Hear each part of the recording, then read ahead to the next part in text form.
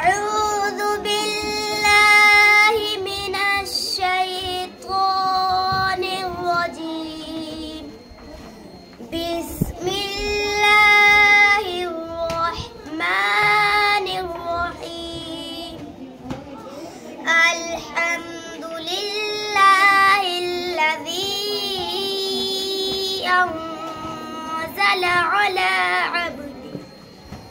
على عبده الكتاب ولم يجعل له عوجا قيما لينذر بأسا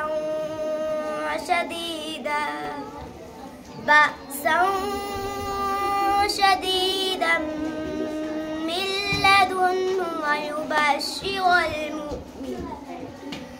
ويبشر المؤمنين الذين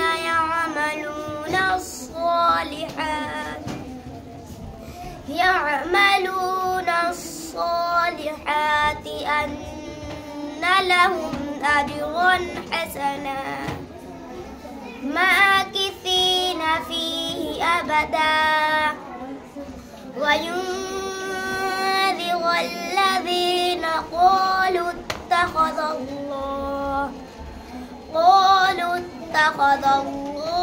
ولدا ما لهم به من علم ولا لآبائهم كبرت كلمة تخرج من أفواههم إن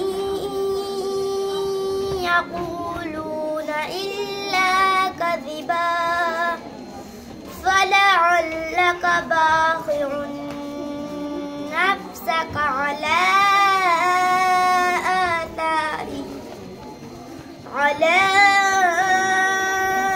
آثارهم إن لم يؤمنوا بهذا الحديث أسفا. صدق الله العظيم.